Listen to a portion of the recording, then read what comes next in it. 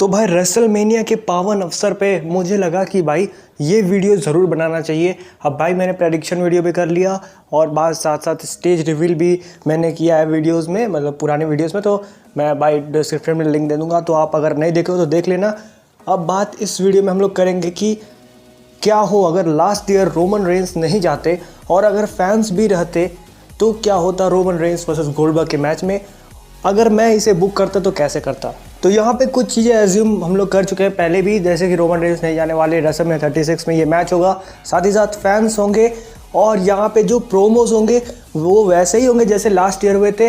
Roman Reigns आकर बोलेंगे Goldberg को कि आई एम नेक्स्ट। फैंस वहाँ पर थोड़े दुखी होंगे, मिक्स रिएक्शन मिलेगा रोमन रेंस को, और गोल्डबर्ग को तो पूरा बू मिलेगा। और पूरे प्रोमोज में एक तरफ से गोल्डबर्ग मतलब बोलेंगे कि भाई रोमन रेंस ने मेरा स्पीयर को कॉपी किया है, साथ ही साथ रोमन रेंस मुझे नहीं हरा पाएगा, ये चीज़ें गोल्डबर्ग बोलते हैं।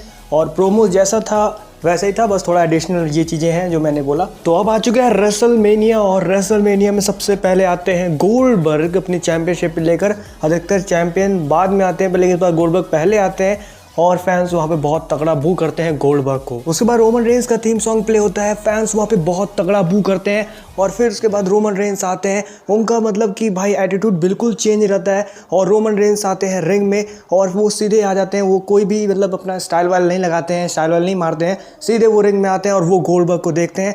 गोल्डबर्ग भी थोड़ा सा मतलब सरप्राइज थे कि ये रोमन रेंस कुछ अलग लग रहा है। फैंस ज़्यादा इस चीज़ पे इतना नोटिस नहीं करते हैं, पर लेकिन वो बू करते रहते हैं रोमन रेंस को भी और दोनों सुपरस्टार को। सीएम पंक का चैंट होता है और मतलब बहुत ज़्यादा बू कर रहे थे। एक तरफ से रेसलमेनिया 34 में जो आपने बू सुना था उससे भी ज़्यादा बू मिल रहा था रोमन रेंस और गोल्डबर्ग को। मैच से पहले यहाँ पे अनाउंसमेंट हो रहा होता है, पर लेकिन यहाँ पे सीएम पंक, AEW साथ साथ रिफंड के चैंट्स हो रहे होते हैं, क्योंकि फैंस नहीं चाह रहे थे कि रेसलमेनिया के मेन इवेंट में ये मैच हमें देखने को मिले, पर लेकिन ये मैच मेन इवेंट में हो रहा होता है। तो मैच स्टार्ट होता है, यहाँ पे गोल्डबर्ग स्पीयर लगाने की कोशिश करते हैं, पर लेकिन रोमन रेंस हट जाते हैं और पीछे से वो लगा देते हैं एक लो ब्लो। फैंस वहां पर बिल्कुल शॉक हो गए, जो लोग बू कर रहे थे रोमन रेंस को वो एक तो एकदम शॉक हो गए, और भाई वहां पे चीयर मिलना शुरू कर दिया रोमन रेंस को।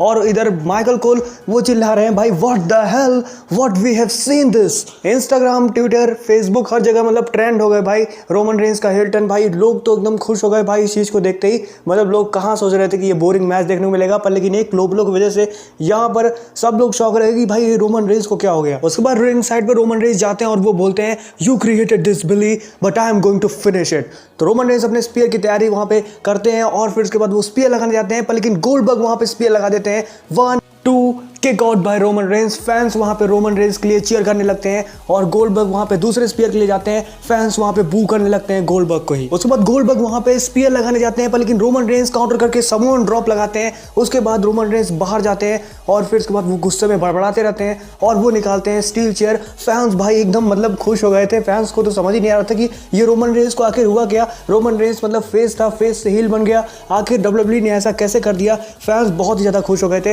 रोमन रेंस स्टील चेयर निकालते हैं और फिर उसके बाद रोमन रेंस 4-5 स्टील चेयर से अटैक करते हैं। गोल्डबर्ग की हालत बिल्कुल पंचर। रोमन रेंस गुस्से में पूरा एकदम मतलब जैसे लग रहा है वो फ्रस्ट्रेशन निकाल रहे हैं। इतने टाइम से वो फेस थे, पर लेकिन आज वो पूरा फ्रस्ट्रेशन निकाल रहे हैं और वो फैंस की तरफ देख रहे हैं। और जैसे कि हील सुपरस्टार स्माइल करते हैं वैसे रोमन रेंस स्माइल कर रहे थे और फिर से वो स्पीयर की तैयारी पे आ गए थे। रोमन रेंस वहां पे स्पीयर लगाते हैं, गोल्डबर्ग को पिन करते हैं, पर गोल्डबर्ग किक आउट कर देते हैं। रोमन रेंस पूरा शॉक रह जाते हैं, फैंस बहुत तगड़ा बू करते हैं। उसके बाद रोमन रेंस सुपरमैन पंच की तैयारी पे रहते हैं, तब तक वहां पे सुपरमैन पंच लगाने जाते हैं और हवा में ही एक गोल्डबर्ग ने बहुत तगड़ा स्पीयर लगा दिया रोमन रेंस को। 1 2 पर लेकिन रोमन रेंस किक आउट करते हैं। फैंस वहां पे बहुत तगड़ा चीयर करते हैं रोमन रेंस के लिए। उसके बाद भाई गोल्डबर्ग वहां पे फिनिश नहीं होते हैं, गोल्डबर्ग लगाने जाते हैं अपना जैक हैमर और वो लगा भी देते हैं जैक हैमर।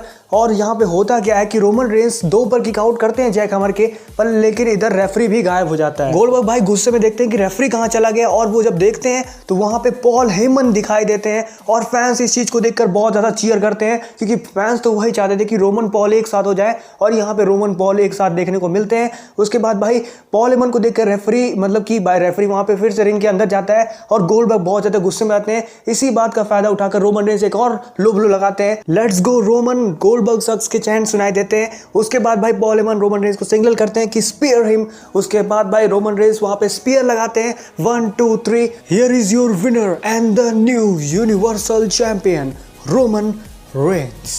रोमन रेंस अपनी चैंपियनशिप लेते हैं और फिर उसके बाद वो फैंस की तरफ चैंपियनशिप उठाते हैं और फिर उसके बाद रोमन रेंस पॉल हेमन के पॉल हेमन के साथ रोमन रेंस जाते हैं, तब तक वो देखते हैं गोल्डबर्ग की तरफ और गोल्डबर्ग अपने आप को किसी तरीके से खड़े करने की कोशिश करते हैं, किसी तरफ वो खड़े होते हैं।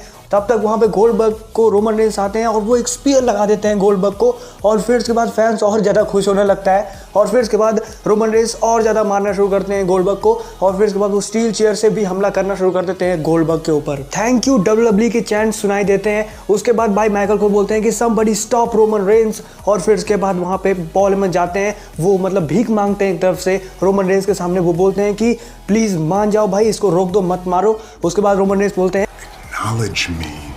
और फिर उसके बाद रोमन रेंस वहाँ पे चैंपियनशिप लेकर पॉल हेमन के साथ चले जाते हैं। और फिर उसके बाद भाई ऑडियंस तो बहुत खुश होता है, और इस तरह रेसलमेनिया 36 खत्म होता है। उसके बाद रोमन रेंस स्मैकडाउन में आते हैं और रोमन रेंस को बहुत अच्छा पॉप मिलता है, चीयर मिलता है। उसके बाद रोमन रेंस फैंस को देखते हैं और वो हील की तरह स्माइल करते हैं और वो पॉल हेमन को कुछ कहते हैं। और उसके बाद रोमन रेंस बोलते हैं कि 2019 में मैं कैंसर से वापस आया, उसके बाद तुम लोगों ने मुझे बहुत सपोर्ट किया, और फिर उसके बाद पूरे साल तुम लोगों ने मुझे बहुत सपोर्ट किया, पर लेकिन जैसे ही रॉयल रंबल आया, जैसे ही मैं चैंपियनशिप के पिक्चर में आया, तुम लोग मुझे एकदम मतलब धोखा दे दिए। इतना ज़्यादा तुम लोग मुझे हेट किया, जिसकी वजह से भाई मैं अब तुम लोगों को नहीं छोड़ने वाला। उसके बाद वो फैंस की बजा देते हैं, वो ऐसी सी बातें बोलते हैं कि फैंस चीयर करते करते ही बू करने लगते हैं। उसके बाद रोमन रेंस अगली लाइन बोलते हैं तो उनको सपोर्ट मिलने लगता है। अब रोमन रेंस ऐसा क्या बोल रहे थे वो तो मुझे भी नहीं पता भाई, उसके लिए भाई स्मैकडाउन देखना पड़ेगा, मतलब वो स्मैकडाउन देखना पड़ेगा जिसमें ऑडियंस आएगी, तभी ना पता चलेगा कि भाई रोमन रेंस पे रिएक्ट कैसे कर रही है ऑडियंस। मैं ऐसा थोड़ी कुछ भी बोल दूंगा। तो भाई आपको कैसी लगी ये वीडियो, प्लीज़ हमें कमेंट में ज़रूर बताइए। साथ साथ वीडियो को लाइक करिए, चैनल को सब्सक्राइब करिए, बगल में बेल आइकन जरूर प्रेस करिए। वीडियो देखने के लिए बहुत बहुत थैंक यू।